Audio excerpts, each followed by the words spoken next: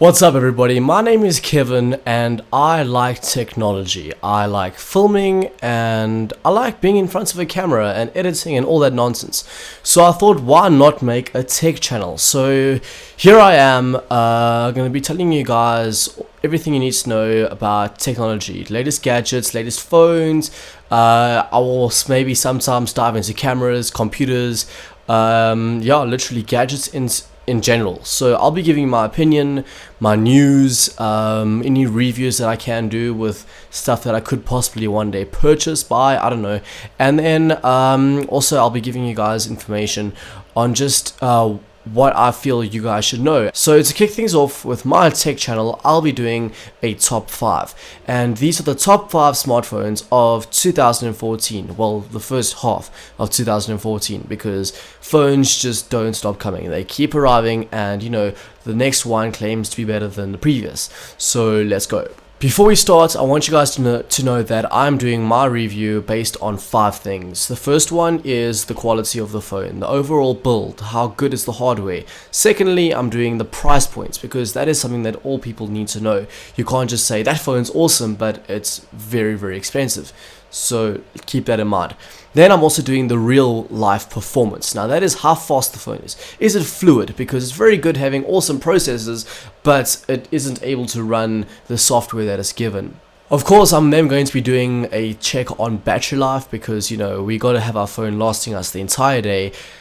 And lastly, and I'm guessing what most tech freaks love the most, are the specs. And of course, you know, as cool as a phone looks, it needs to have good specs, otherwise it isn't that good.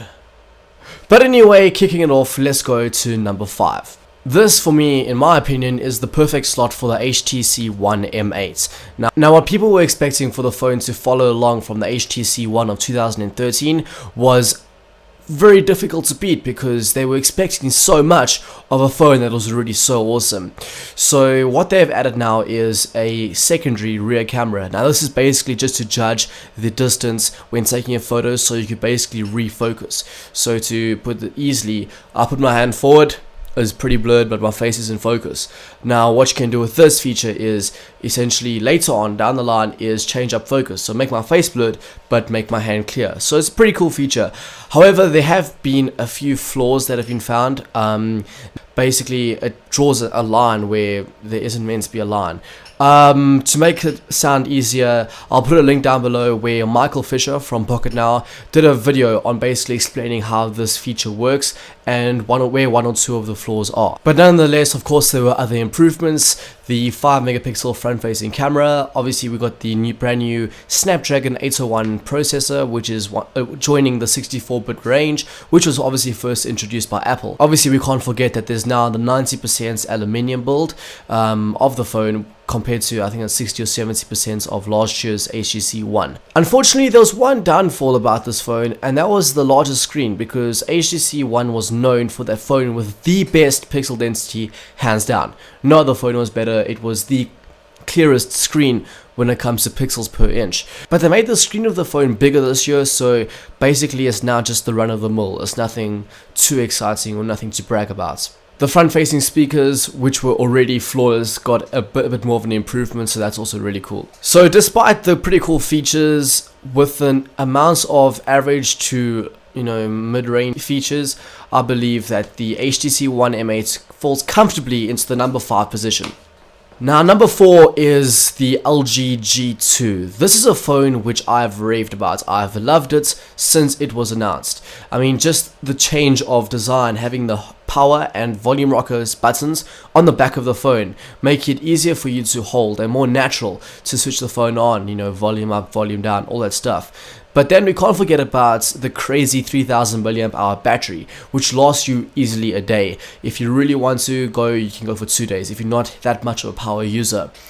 The 5.2 inch screen is just awesome. Also 1080p, really, really good. But the phone, what I believe is a really cool feature, is the 13 megapixel optical image stabilization camera. Now this seems alright, But what's really awesome about this is the fact that if you're in a car or a bumpy area, what this does is it actually has mechanics in the phone to balance out the camera, and hence it's optical image stabilization. So it stabilizes the pictures, getting you a much clearer picture, regardless of if you're in a car, if you're going on a, I don't know, driving on a gravel road, you know, whatever. The quality of the video and the photos is really good. Now, as I mentioned earlier, because the buttons are on the back of the phone, it actually makes for the phone to have a thinner bezel surrounding the screen, which is really cool. I mean, there's no phone in the world at this very moment which has thinner bezels compared to the LG G2. I would say the one fallback for the G2 has to be the firmware on it. Now, that is basically LG's beautiful, very colorful software sitting on Android 4.3, and you know what, people might say that it slows the phone down, but I've checked it out and it actually doesn't. So LG, well done. Coming in at number 3 has to be the Galaxy Note 3. Now, this phone also had big shoes to fill, as it was following the Galaxy Note 2, which was known for its awesome battery life. Also, we're not going to forget the crazy huge screen and the S Pen, because these are features that no other phone had looked at before. It took a dive going into the, bringing out the phablets in the world, and has done very well, and is without a doubt the best phablet you can buy. Rocking 3 gigs of RAM, a Snapdragon 800 processor, and also 4K video footage makes this phone really good. Not forgetting the 3200 mAh battery, which powers this thing for similar like the LG G2 for about a day or two. Makes it much better than any other phone, hands down. The S Pen, of course, was also updated with a few more features such as S Finder, and then also being able to be put back into the phone in any direction. But now, if you are like me and you have tiny hands, there is going to be a slight problem with you and the Note. So you would imagine that this Galaxy Note 3 is really big in the hand and sort of uncomfortable.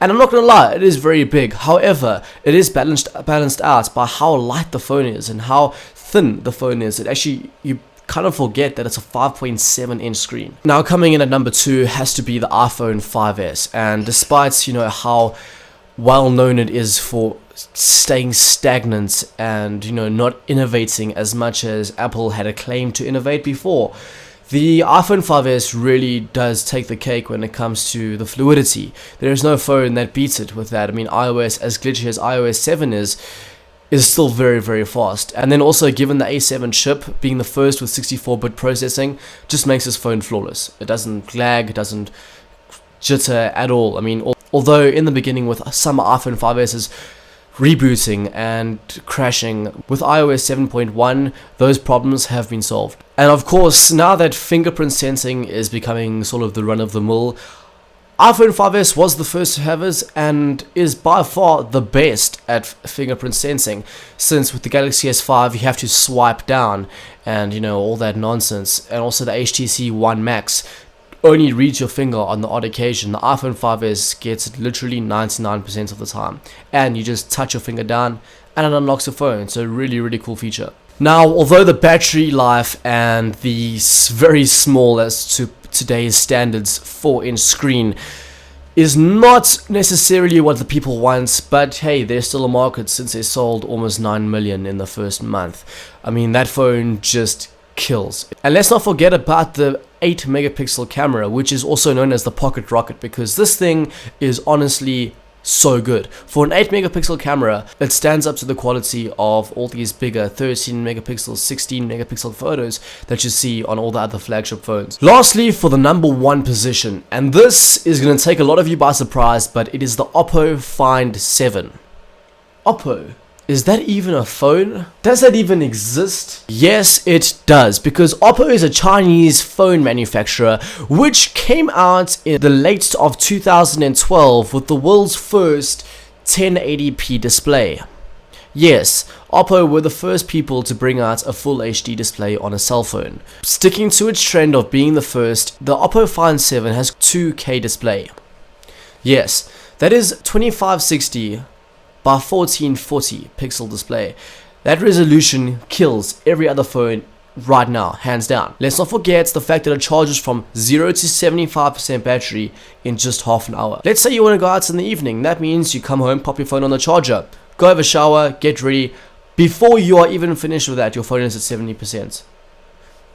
That is awesome. It also includes a Snapdragon 801 processor, 3 gigs of RAM, a 13 megapixel camera, which on a certain feature called Super Zoom can take photos up to 50 megapixels. The ability to use a micro SD card that it can expand up to 128 gigs really makes this phone awesome. However, the only thing is that it still runs Android 4.3.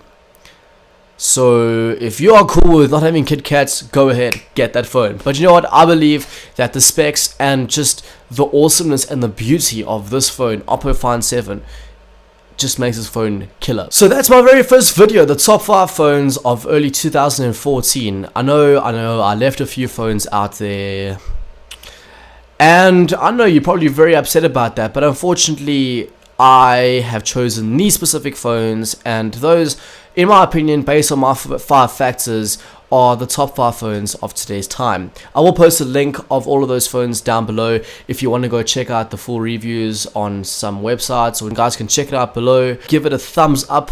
Also, if you have any suggestions of what videos you want me to do or anything, leave a comment down below, or how I can improve, or what you guys want to see that's a bit better, different. I don't know, it's really up to you. Let me know in the comments. And also, if you want to see more news, tech, whatever, hit the subscribe button, or the subscribe button, I don't know where it is, and then yeah, I'll be posting videos as often as I can. Thanks a lot for watching, guys. I am ThatKevSmith. Yeah, I'll see you guys next time. Peace out and stay awesome. Cheers.